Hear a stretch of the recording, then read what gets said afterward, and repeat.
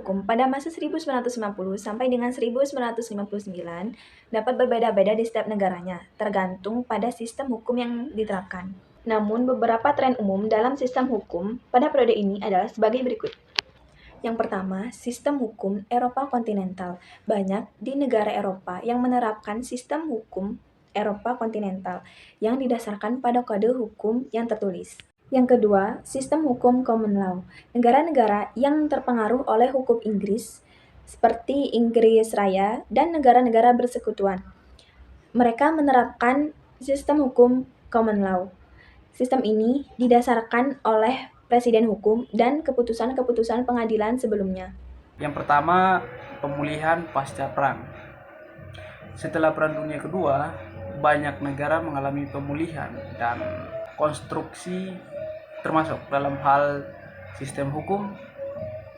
Banyak negara melakukan reformasi hukum untuk mengatasi masalah pasca perang seperti pengungsi, restorasi ekonomi, dan perbaikan infrastruktur. Dan yang kedua, hak asasi manusia. Setelah pengalaman Perang Dunia Kedua dan kekejian Nazi, kesadaran akan pentingnya hak asasi manusia semakin meningkat. Namun beberapa negara mulai mengadopsi deklarasi hak asasi manusia dan memperkuat perlindungan hak-hak individu dalam sistem hukum mereka itu sendiri. Dan yang terakhir, perkembangan hukum internasional. Pada masa itu, hukum internasional juga mengalami perkembangan signifikan. Misalnya, didirikan Mahkamah Internasional sebagai pengadilan internasional permanen untuk menyelesaikan sengketa antara negara-negara. Baik, namun di sini perlu kita dicatatkan bahwa ini hanya gambaran umum tentang sistem hukum pada masa 1950 sampai 1959 dan dapat bervariasi di setiap negara. Kurun waktu pada tahun 1950 sampai 1959, pada periode ini diberlakukan sistem demokrasi parlementer yang sering disebut sebagai sistem demokrasi liberal dan diberlakukannya undang-undang sementara pada tahun 1950. Karena kabinet selalu silih berganti, akibatnya pembangunan tidak berjalan dengan lancar. Masing-masing partai lebih memperhatikan kepentingan partai atau golongannya. Setelah negara Republik Indonesia dengan Undang-Undang Sementara tahun 1950 dan sistem demokrasi liberal yang dialami rakyat Indonesia selama hampir 9 tahun, maka rakyat Indonesia sadar bahwa Undang-Undang Sementara ini pada tahun 1950 dengan sistem demokrasi liberal yang tidak cocok karena tidak sesuai dengan jiwa Pancasila dan Undang-Undang Dasar 1945. Politik hukum pemerintahan Hindia Belanda.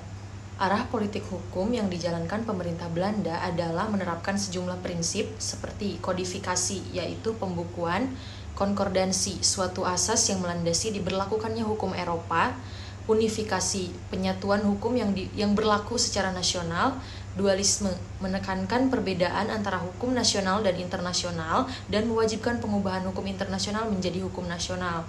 Lalu ada pluralisme, yaitu munculnya suatu ketentuan atau sebuah aturan hukum yang lebih dari satu di dalam kehidupan sosial.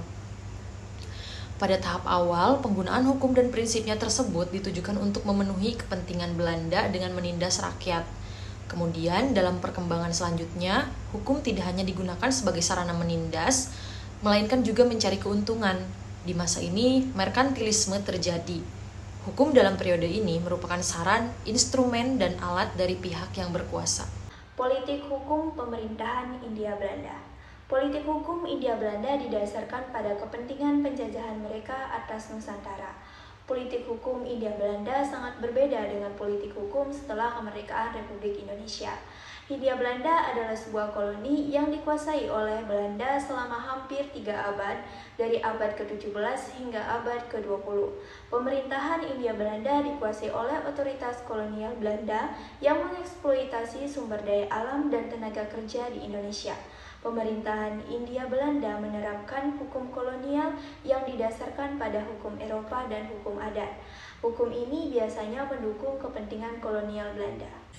Jiwa Pancasila dan UUD 1945, akhirnya Presiden menganggap bahwa keadaan ketatanegaraan Indonesia membahayakan persatuan dan kesatuan bangsa dan negara serta merintangi pembangunan semesta berencana untuk masyarakat adil dan makmur, sehingga pada tanggal 5 Juli 1959 mengumumkan dekret mengenai pembubaran konstituante dan berlaku kembali UUD 1945 serta tidak berlakunya UUD S 1950. Politik hukum setelah kemerdekaan RI. Kemerdekaan Indonesia memproklamasikan kemerdekaan pada 17 Agustus 1945 pada mengakhiri masa kolonialisme.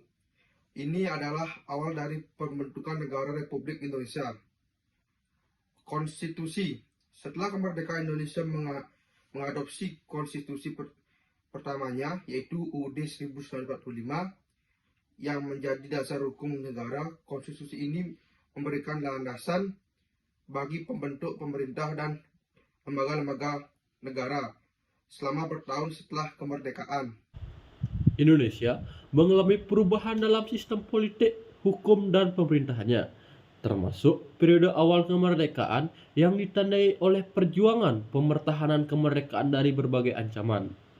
Pada akhirnya, Indonesia berkembang menjadi negara demokratis dengan hukum dasar yang mengatur sistem politik, hak asasi manusia, dan berbagai aspek kehidupan sosial dan ekonomi.